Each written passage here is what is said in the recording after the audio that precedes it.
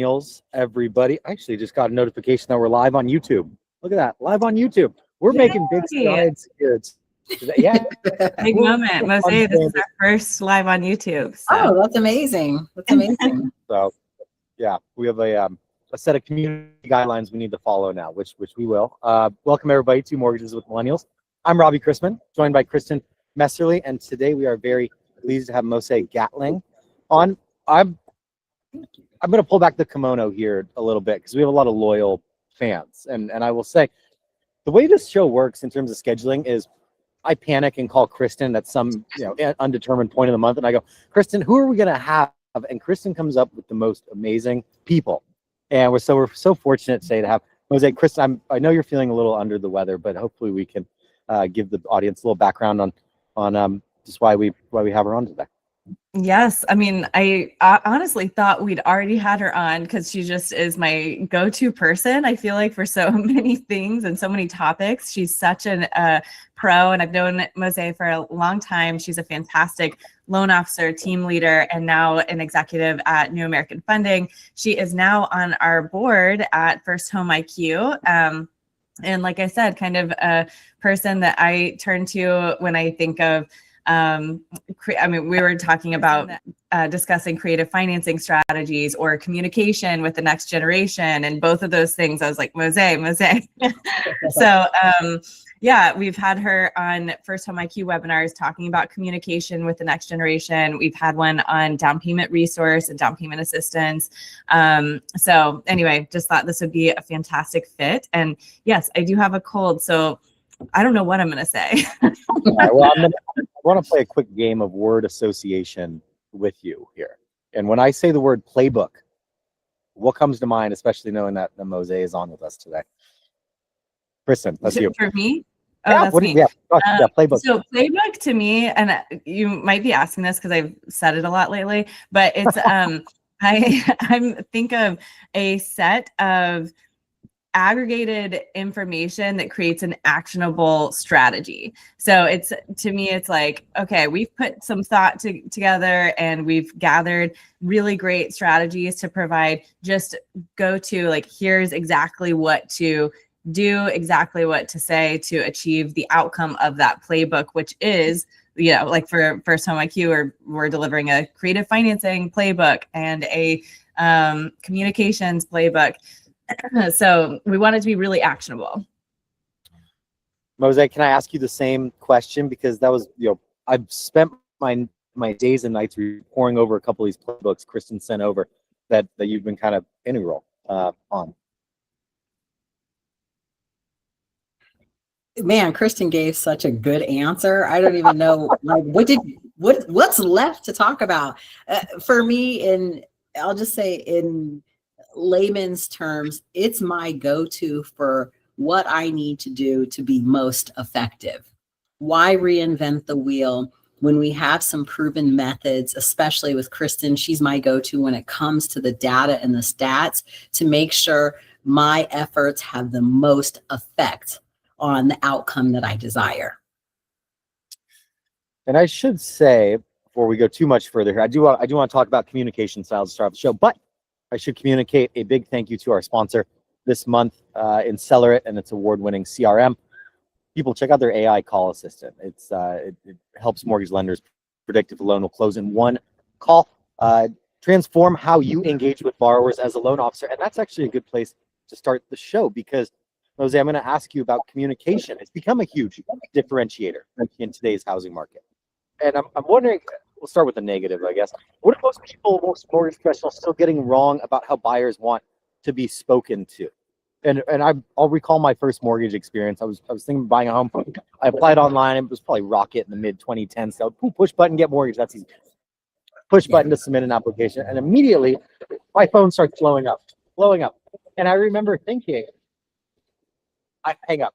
Sorry for the background noise here. I remember thinking, hang up. I don't want to talk to you at all. They kept calling, and in their minds, they were probably like, "This is exactly what we were supposed to do." We reached out to the borrower within 30 seconds, and I'm going, "Oh, this is not good at all." So if you could talk about people still are getting wrong about communication when it comes to working with borrowers, that'd be awesome. I think that example is amazing because it's some of the things that we're used to doing that frankly just give our home buyers the ick and turn them off from the process, and us actually as a practitioner, which allows them to want to keep shopping just for another person, not because there's something wrong with the person, but they want a different experience. So really meeting people where they're at and understanding what they want out of the process, and not us getting on, because I do believe I am the professional. I believe I'm the advisor. I do believe that I know best, but at the same time, I need to really engage that person for what they want out of the situation now. With social media, with AI, we have established this society where we are just giving everybody everything at once. So they want to know how the sauce is made now. So you have to talk to them a little bit differently, and even just informing them how the process is going to go. I've even reframed more recently how I talk about how people apply. I think I'm always willing to evolve in this environment to match with what people expect to get out of the process.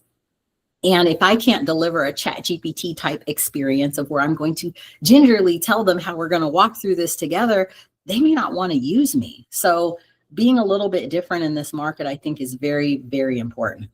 Can you go ahead, Chris?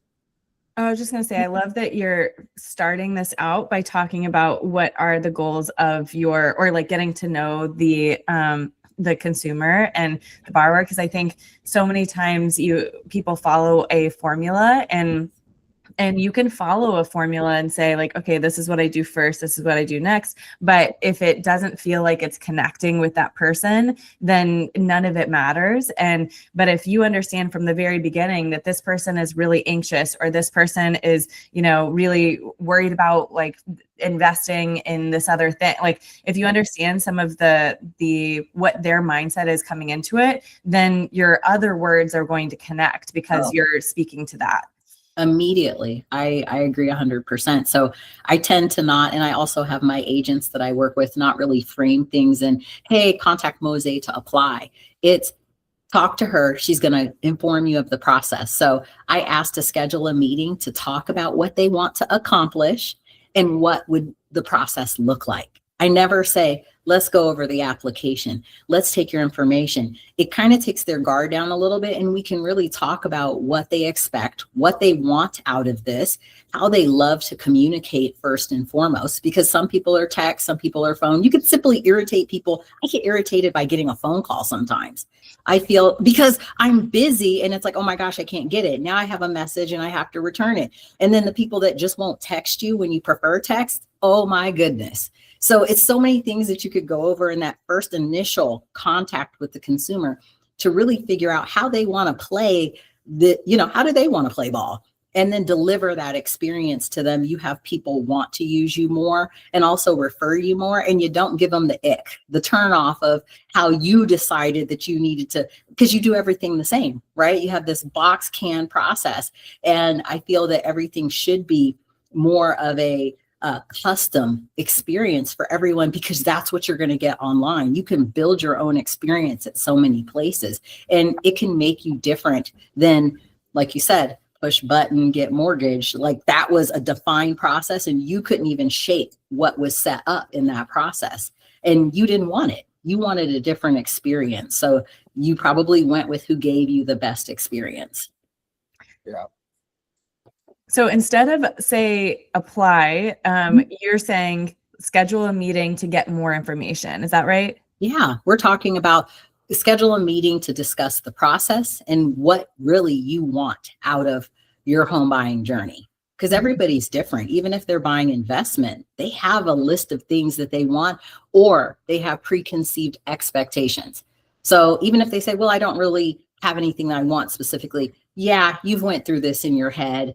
You've Googled it. You've asked ChatGPT how it should be. So let's talk about it. Tell me about those things. And we can either debunk them. I can tell what works, what doesn't. And then we have the ground rules of really what I can deliver and what they should expect. And I think one of the main expectations people have right now is, I don't know, I think in the last month, I've heard a $500,000 house might net a $2,500 payment.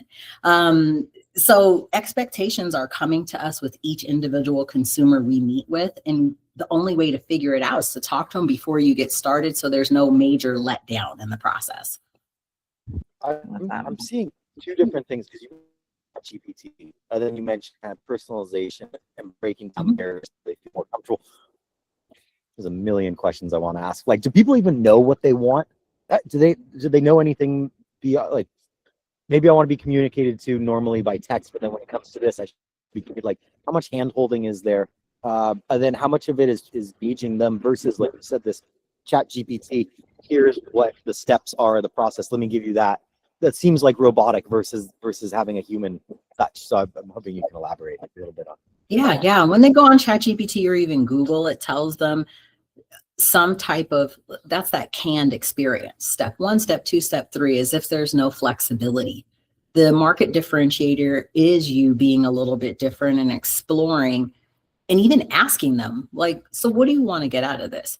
And if they don't have an answer, I say, well, what's your happy place for your payment? Like, what feels good to you so you can still do the things you want to do in life? Okay, I dig deeper. I ask the veiled question, and then I go a little bit deeper, because people do come to you with preconceived notions for what they think they want to pay. They just don't want to tell you. That way, when you figure something and you come to them with scenarios, they're just blown out of the water by the scenarios you gave them. You think you did an amazing job, but you didn't lay the ground rules for where's their happy place and deliver them maybe options that go over happy place, but here's really the price you said you want to buy at to get what you want. It's really giving them those options that fall outside of this AI version, or even what they may have saw on social media. There's so many videos out there. Social media AI is so overwhelming to the consumer that they may not know exactly what they want, but they've definitely heard some things. Yeah, I think that so many people are coming to the process already overwhelmed. And so whenever they, first of all, I think so many people don't even start a conversation when they could with a loan officer, because they feel like they're going to get, either they're not ready or they don't have the right, knowledge to come into that because they need to protect themselves or whatever. But I also think once they do, they've done a bunch of research and they feel overwhelmed. So I think that's why, I did want to talk about language specifically and the way you communicate, because that is a huge barrier that I think is hard to even define with data. Like I'm actually in this next gen homebuyer report that we're publishing in a month.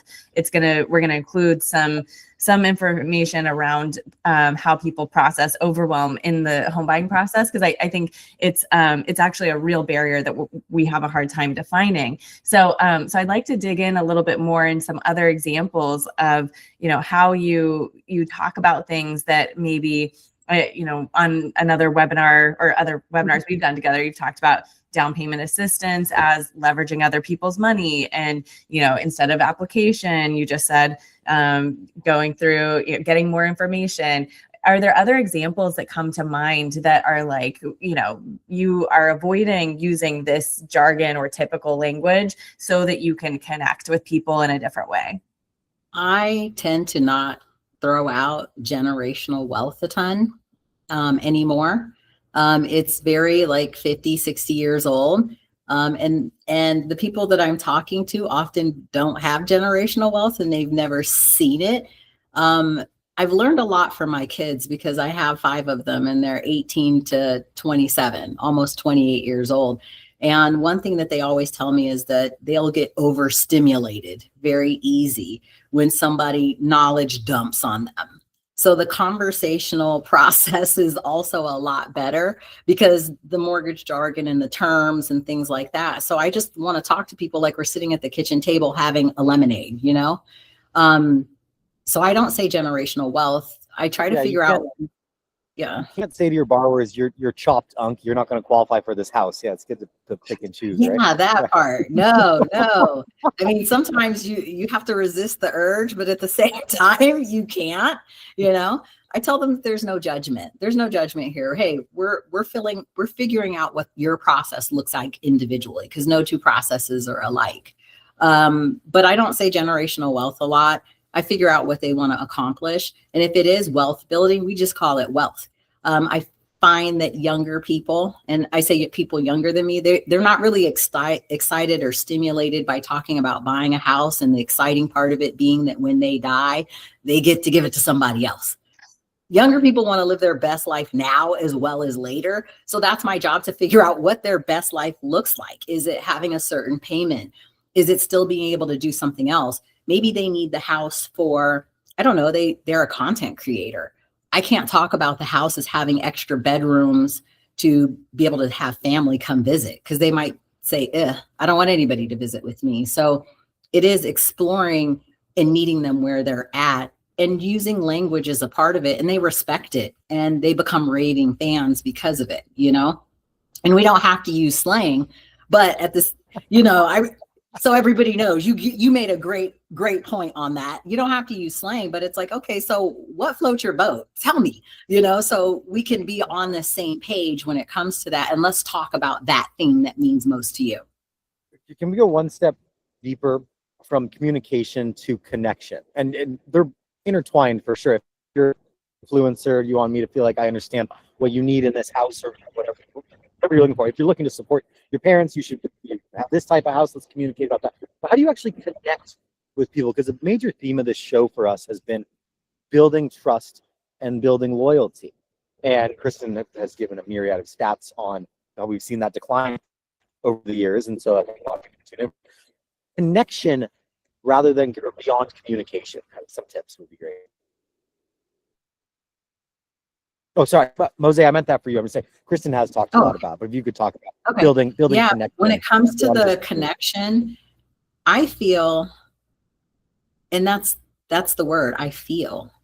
It's feeling an emotion that establishes connection. It's not how quick you give a number, or, oh my gosh, I gave you 6 different estimates and I gave you all this mortgage jargon that you're not going to necessarily remember.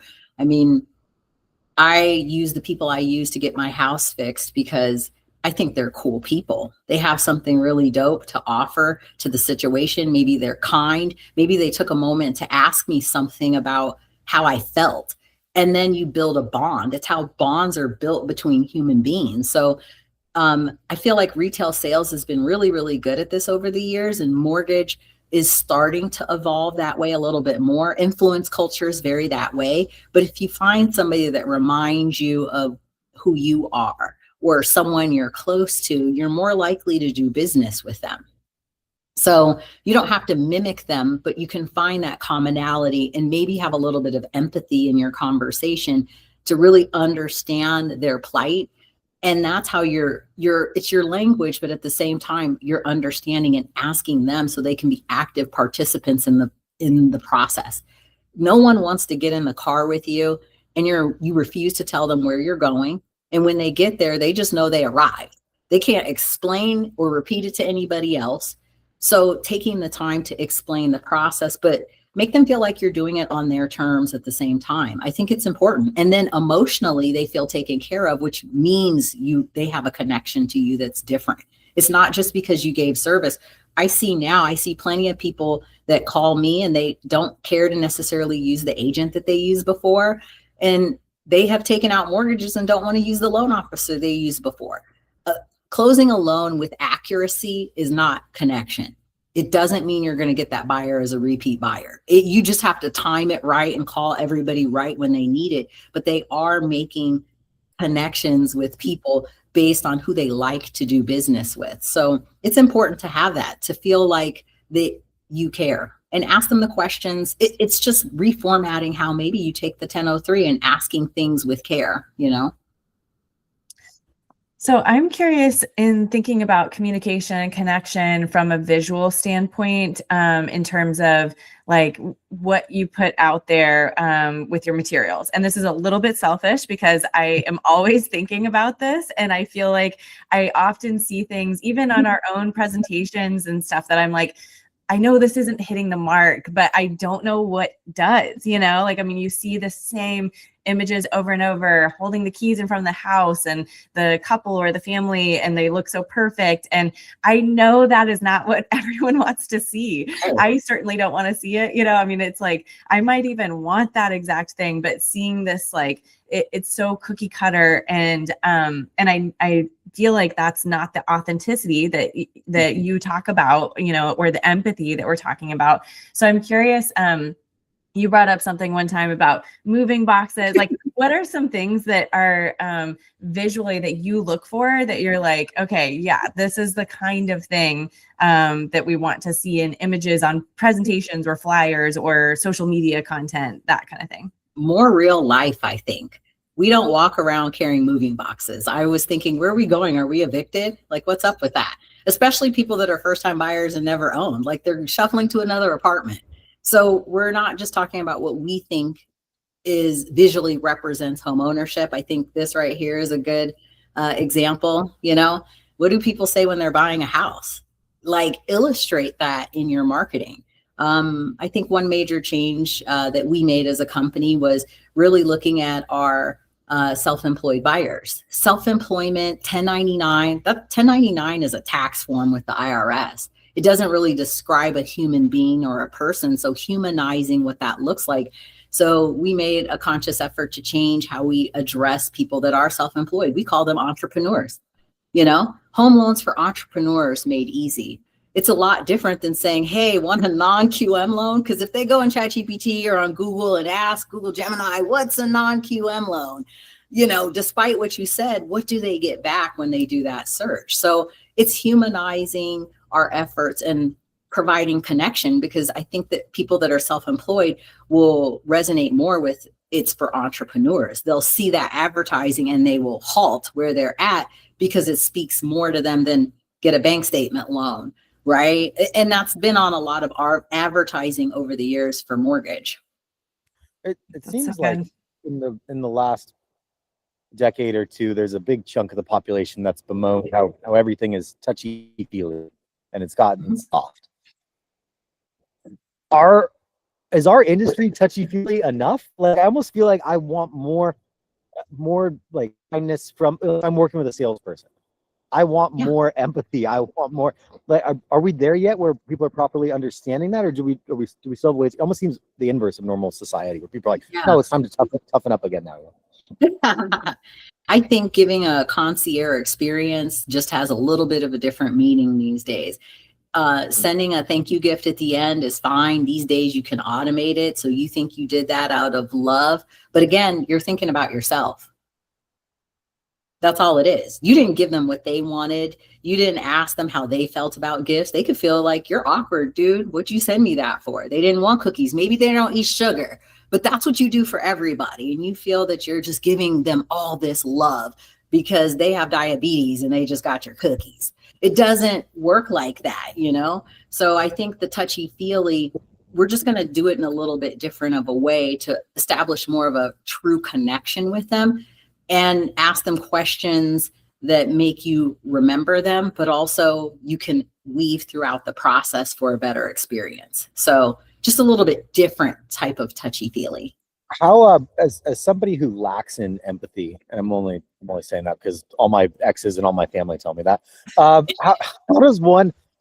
do you like early on in a conversation? How do you learn to empathize with a borrower? Teach me empathy. Teach you? Well, like I said, I'm teaching you empathy. I think you can swap out some things in your process, even if you needed to maybe fake a little bit of empathy. It's going to come across as empathy if you just don't ask the 1003 questions. The application questions is, hi, what's your name? What's your address? Like, what's your sign? I don't know. Ask a little bit more dialed in things that bring in family and things that mean a lot to them. Like, ask them when you're taking the application if anybody else is helping them make the buying decision. If you ask that, you're going to find out who all the stakeholders are. Maybe you pause and say, oh, it's great. Is mom going to come with you to look at homes? Is she going to review all this paperwork? Do you want me to copy her on this? But at the same time, for me, it also serves a purpose. It's who could be my possible co-signers if my ratios aren't right? Is anybody living with you? You rent? Amazing. Who else lives in the house with you? I'm getting data that I need to understand so I don't deliver harsher news at the end. So you're asking caring questions, but to me, I'm going through my application as well to get exactly what I need, but also to build backup plans, understand the life cycle of them buying a house and who all is involved. Now you know more about their family, not just who is per se going to live in the house, but what their dynamics look like between the people that they care about, and that will help them make this decision, which to me equals better conversion.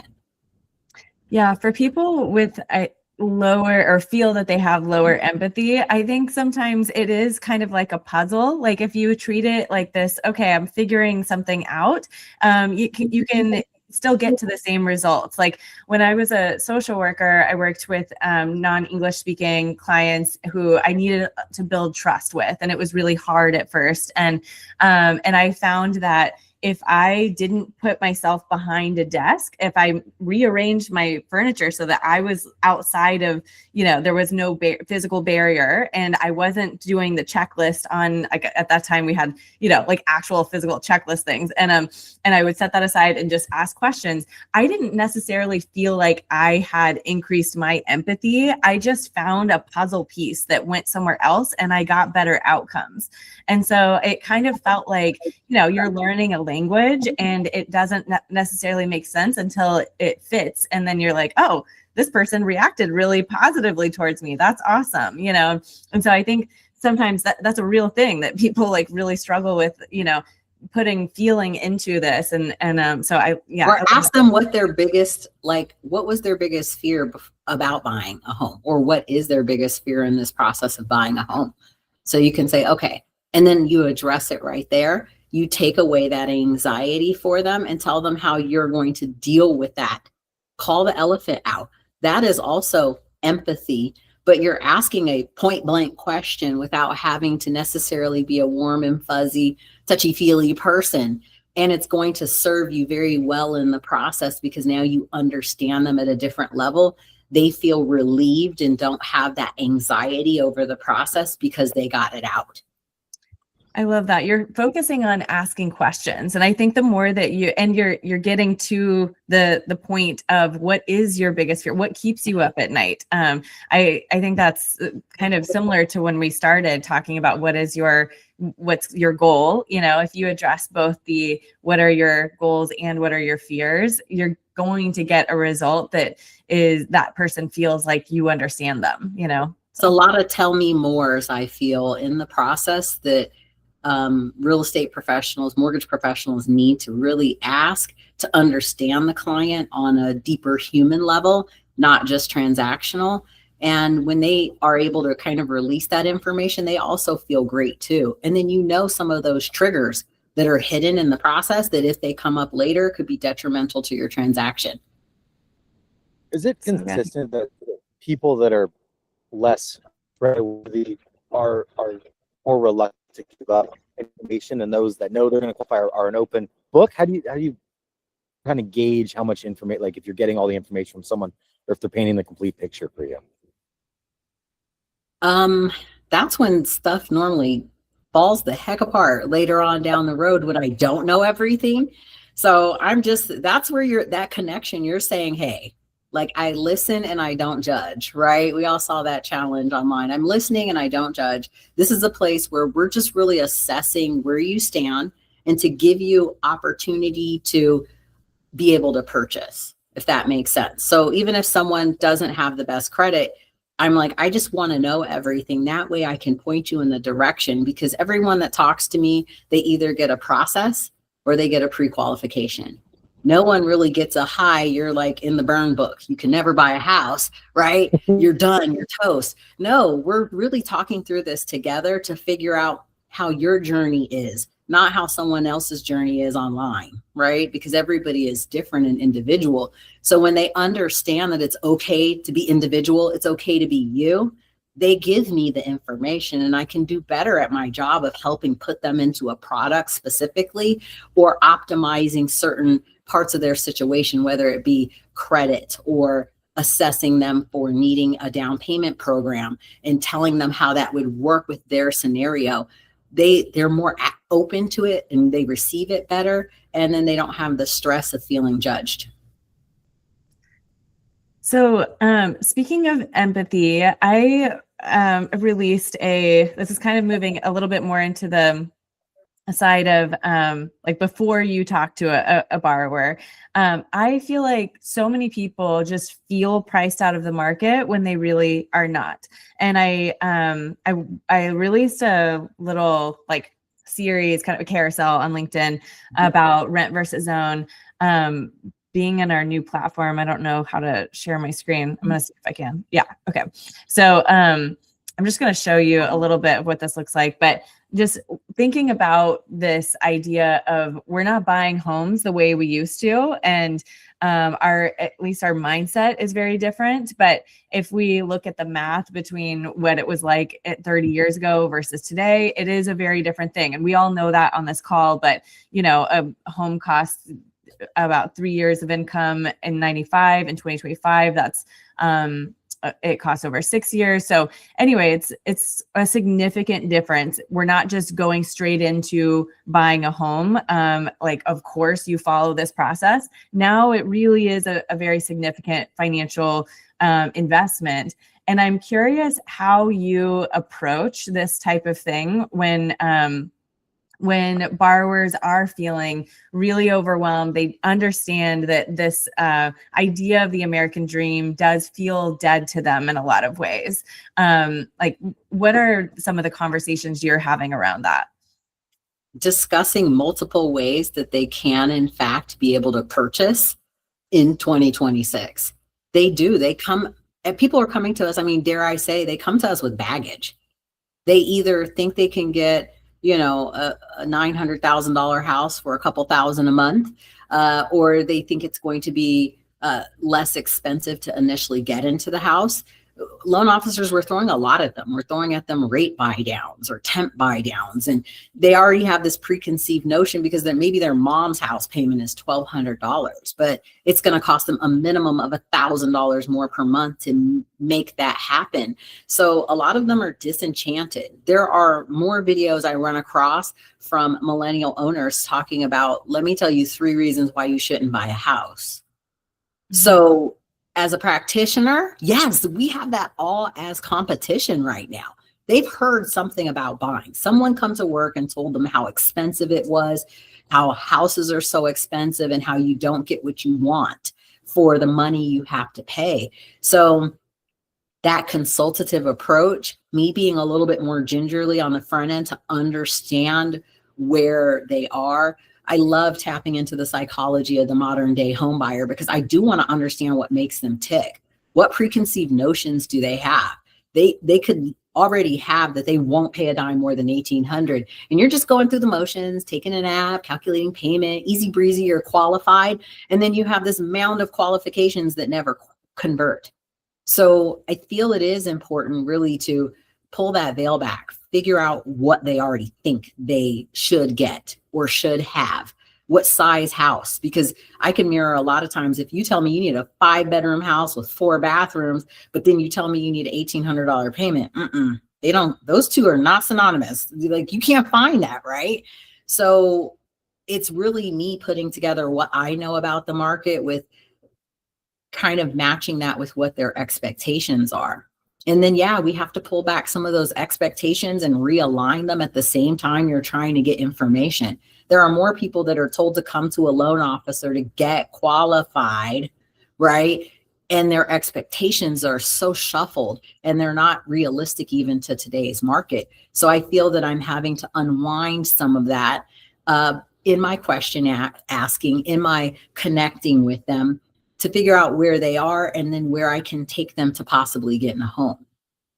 And I feel like there's so many options now for different products. And I mean, in putting together this playbook around creative financing strategies, it's like, I mean, it feels like so many options that it's really overwhelming to me, even just trying to like think about this in categories, shared equity models. There's new ways of approaching homeownership, down payment assistance, all of these things. And so how do you approach those conversations in a way that doesn't overwhelm them? I mean, you talk about— I want to find out what's most important to them, because if it's the payment, then I'm going to go for the things that optimize that payment closest to what their goal may be. Even if it's, hey, I know this is like $300 more. If they tell me they have a payment goal, I ask, so, okay, great. 2,000 is your payment goal. Would you be willing to go a little bit more if you find the house that you love? See, that's not me saying you can't have that payment, but I'm trying to gauge how much wiggle room I do have when I get to figuring out what they qualify for. So it's trying to categorize the information I'm going to give back based on what they tell me is most important to them. Is it size house, period, because they have a large family and they're going to have to pay the payment no matter what that looks like. Great. Then let me try to help optimize the largest qualification that we can. Like you said, shared equity is the thing that you can bring into play for that. If they want a lower payment, is there a down payment program? Can they buy with somebody else and maybe have a shared space, right? Co-owning is a thing. Or if they have a parent that lives them, having, a multi-generational type of living space that they need to look for, and letting them know that we're here to help bridge that gap with their agent, because they have their list, but we're going to bring clarity to what their agent is going to help them look for, because they're also helping them look safe for their financial plan, because they tell you that that's most important. Even if they need money from the seller for closing costs, I ask even if they have money, because it doesn't mean that they want to spend it. Maybe they have a kid that needs to go to college in the next 3 years, and that's where their anxiety lies. They want the house, but they also have this thing coming up. So to optimize their personal situation, I need to know all the things. And then I'll give them back those results and tell them, this is how we meet the goals that you told me. So it is valuable for me to really understand what they feel they need to accomplish in life, even their next 4 years. That way I can deliver solutions that cater to those very items. It's better conversion. They're more apt to listen to you. They don't feel a rejection because you're delivering on what they told you and you asked enough questions to get there. So good. Robbie, are you on mute? I think. I am. So I was gonna say, it's not only like you're fighting on YouTube going, don't buy a house isn't worth it. You're also fighting perception of some of these programs. When I hear I want to buy a home and I hear shared equity, or down payment assistance, or mortgage insurance, and that they all these things, I'm going, I don't want that. How do you get people over these preconceived notions in their mind about kind of the potential poison of some of these programs? I try to not lead with the exact program name, because we are very blatant people in mortgage, right? Like I said, non-QM. Like, who says I can get you in a non-QM loan, or this, higher rate loan that doesn't count your income? It's scary to people. So, for instance, like with shared equity, hey, there's a program that allows us to not have you do as much down payment. Someone can invest in that along with you. It helps get you that lower payment, that you need, put less money down at the onset. That way you can get more in the price range that you're wanting. And I can kind of explain that a little bit more. It is called this program. I do tell them what it is. They're eventually probably going to see it on a program description or something. But if I tell them what they get out of that program before just giving the name, again, our program names a lot of times are terrible. They're terrible. It's shared equity. Great. You're going to share your house with somebody that you don't even know, right? I mean, but we understand it because it defines what the program does. And that's not what clients are really looking for. They're looking at, what am I getting out of this first and foremost? And this is why we call it what we do. I've done rent to own programs, but I told them, like, I can get you into this program to where you can have ownership in a property, but you don't have to amend your tax returns and owe the IRS right now in this current environment when maybe business isn't booming, but you're doing okay, And when I explain, this is what it takes out of pocket for you to get in, this is how we can have the seller help with those closing costs, and we call it this. They're like, okay, it seems to check the boxes for what I told you I need. They're more apt to go forward. It can be a scary experience, but I feel like we can mitigate a little bit of that in our delivery. This is so good. And I've heard you say many times, talking about down payment assistance as leveraging other people's money. So I love that terminology. I recently last weekend was house shopping with a friend. Robbie, you'll remember Jules, and some of our listeners might remember Jules being on the call. Yes. We're She's back ready. in the She's game. finally ready. All right, good. She's ready. But it is actually, it's so infuriating sometimes when I hear friends, and she was saying, she was like, I don't want to talk to a loan officer yet because they're not going to know about this investment and this, like, she's talking about the complexity of her situation. It's not that complex, but also I think she's worried that people aren't going to see, what her real goals are, what her, financial situation looks like. And she's worried about having the conversation. And it really comes down to trust and understanding that consultative role of a loan officer. And everything you've said, Mosi, has just been exactly, I was like, no, they will help. A good loan officer is going to look at the big picture and look at what your specific goals are. And I think everything you've said has just come down to that exact thing of like really understanding your customer and really looking at the big picture, being consultative through that process, and ultimately building trust. So really appreciate everything that you've shared around that process that hopefully inspires others as well. I have one final question for you before we go today, Mosi, and that is, you've been in this business a while. We were talking offline about you moving to Vegas many years ago. Yeah. What do you wish younger you knew when talking with borrowers that like now you're like, oh, like I can't believe that I didn't think about it that way, or whatever it might be. Love that question. Right. What I've come into as I've gotten, I'll say, more experienced. I'll never call myself old. But really, man, that connection, I feel like even maybe I was misguided by people on how I could go out and get business. They do want somebody very experienced, but again, right now I cannot lead with clients and saying, oh my gosh, I've been doing this for 25 years.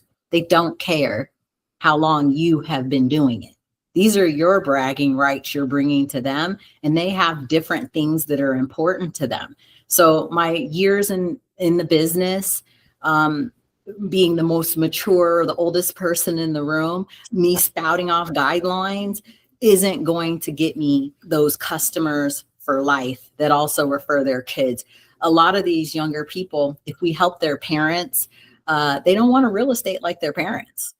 Give them their own individual experience, and that individual experience for buying and not being a 1003 box checker. That in my lane, when I'm training people, I tell them, like, you can't be a box checker right now in the business. We have to evolve how we do business. It's not as simple as just getting what's on the 1003. You have to go beyond the 1003 to build that connection, for them to feel some emotional tie to you, and for you to deliver exactly what they want out of the situation that they're not going to tell you if you just ask the 1003 in order. If I knew that earlier, I would probably have built better relationships early on. It's not in just the thank you gift because you gave an amazing gift. A lot of times when I got a gift from closing on my house, that crap went under my kitchen sink. It's a tchotchke or something that the kids play with. Like, let's be honest, but they're never going to forget how you made them feel when you were taking their information, whether it be just respect, appreciation for them as an individual, and giving them their space to be them. That's probably what I've learned in the most recent years. And it's affected the way I advertise and market to build connection at every stage I possibly can. Phenomenal. So good. I love it. Thank you so much for spending the time with us. We will be we'll be sharing, this clips of this. I've been tracking little snippets that I love so much from this on First Home IQ's social media, and of course Chrisman commentary. But I will also be putting together an updated playbook around communication that will highlight a lot of the things we talked about today. So if anyone on this call wants more information about that, let me know. But thank you so much for spending time with us today, Mosi. Thank you for having me. You two are really class acts in the business. I appreciate it. Thank you. Appreciate that. Big thank you to Insellerate and Mosi. I'm going to say you were correct on so much. You're incorrect, though. My dad just texted me saying I have no class, actually. Well, I had a great time with We will see everybody next month. Kristin, love doing this with you. Looking forward to it. Me too. Thank you. Thanks, Thank you everybody. guys. Bye. Bye.